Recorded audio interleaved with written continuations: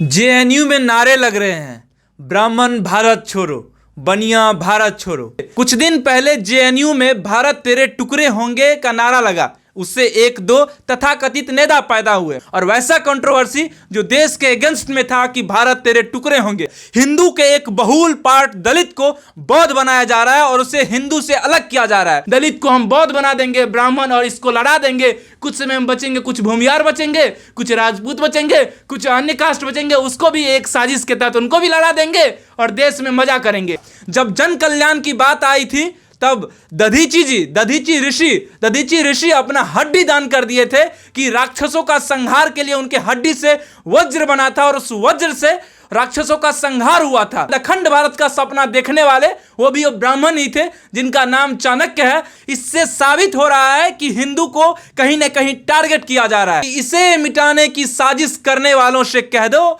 चिंगारी का खेल बुरा होता है। जेएनयू की तरफ से आंदोलन उठ रही थी कि जेएनयू में एबीवीपी वाले छात्र घुस जाते हैं, बिना कोई परमिशन से कूट देते हैं हम लोगों को। तो कूटने का भी रीजन शायद यही होता है कि आप लोग जो इस तरह से नफरती आंधे हमारे देश में बो रहे हैं और एकता और संप्रभुता को जो आप खत्म करने की कोशिश कर रहे हैं, उसी का ये जो नतीजा है, आप लोग समय समय पर कुटा जाते हैं।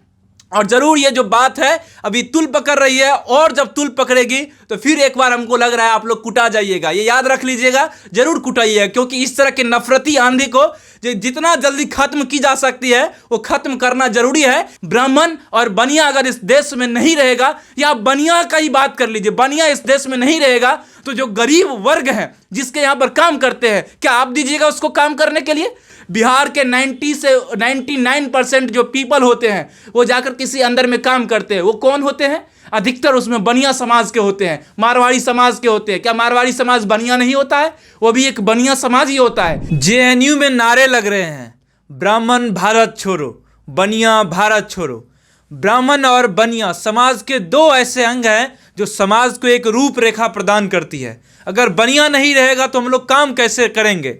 और ब्राह्मण जो आज से नहीं सदियों से समाज को एक दिशा देती है कि किस दिशा में समाज को चलनी चाहिए। आज जो है जेएनयू में नारे लग रहे हैं, पता नहीं चल रहा है कि इस देश में हो क्या रहा है। हिंदू के एक बहुल वर्ग दलित को बौद्ध बनाया जा रहा है और जेएनयू में ब्राह्मण और बनिया विरोधी नारे लग रहे हैं। हो सकता है आने वाले समय में राजपूत, क्षत्रिय, भूमियार जो भी होगा सबके विरोध में नारे लगेंगे कि सब भारत छोड़ दो। और भारत में रहेगा कौन, इस बात को आप समझिएगा गौर से।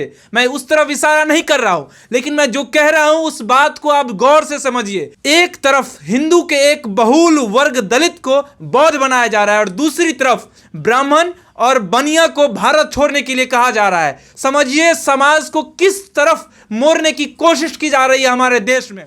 अटल बिहारी वाजपेयी जी की दो लाइन मैं आपको भी सुनाना चाहता हूं। अटल बिहारी वाजपेयी जी ये दो लाइन पाकिस्तान के लिए लिखी थी, लेकिन मुझे लगता है कि ये दो लाइन आज के समय में, और ये जो बाबू साहब जो लिख रहे हैं जेएनयू में ब्राह्मण भारत छोड़ो और बनिया भारत छोड़ो, उनके लिए भी ये दो लाइन सुटेबल है। ये लाइन थी कि इसे मिटाने की साजिश करने वालों से कह दो चिंगारी का खेल बुरा होता है। तो जो बाबू साहब लिख रहे हैं कि ब्राह्मण भारत छोड़ो और बनिया भारत छोड़ो, ये लाइन जरूर याद कर लीजिएगा, क्योंकि ब्राह्मण तो आप जानते हैं, परशुराम का भी नाम सुने होंगे। जब उनका फरसा चलता है तो सामने और कोई भी नहीं टिकता है। इसके अलावा भी मैं आपको एक दो ब्राह्मण का नाम बता देता हूं, उनके बारे में जरूर रिसर्च कर लीजिएगा।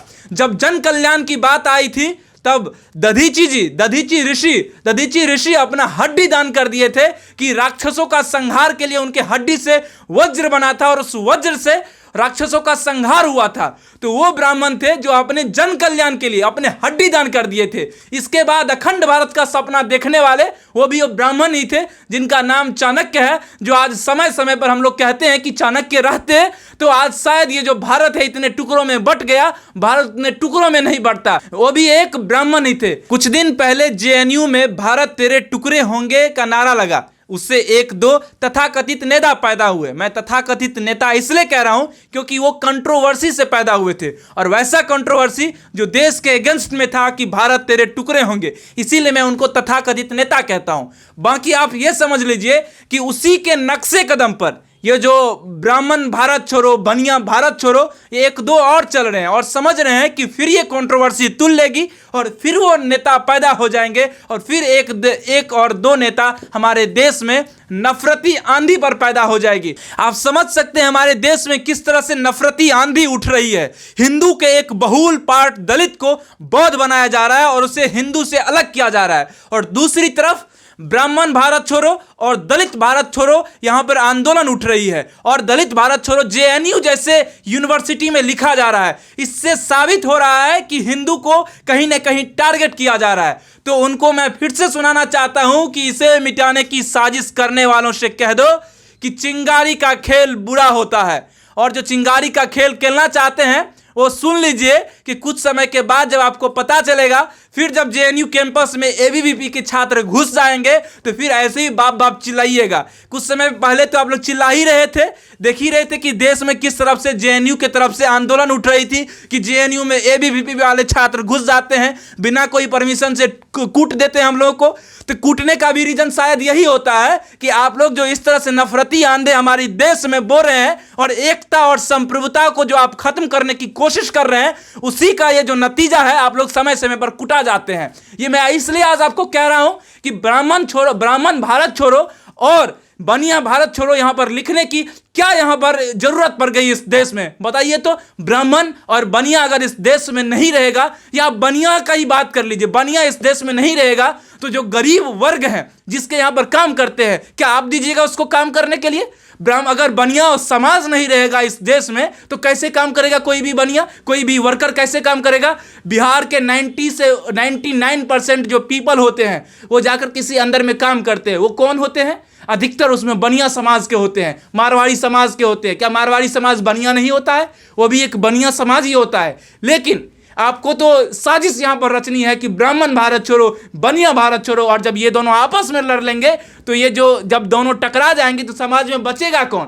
दलित को हम बौद्ध बना देंगे, ब्राह्मण और इसको लड़ा देंगे, कुछ समय में बचेंगे कुछ भूमियार बचेंगे, कुछ राजपूत बचेंगे, कुछ अन्य कास्ट बचेंगे, उसको भी एक साजिश के तहत उनको भी लड़ा देंगे और देश में मजा करेंगे। लेकिन याद रख लीजिए, इसे मिटाने की साजिश करने वालों से कह दो चिंगारी का खेल बुरा होता है, और ये जो सोच रहे हैं उनके मंसूबे पर जरूर पानी फिरेगा, आज नहीं तो कल।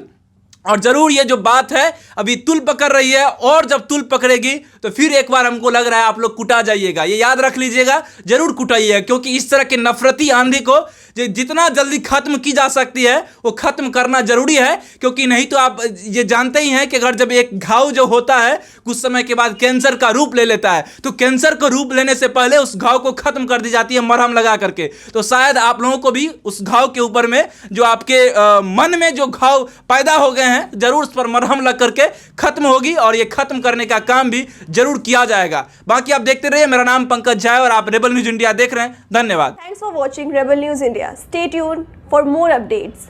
Don't forget to like, share and subscribe.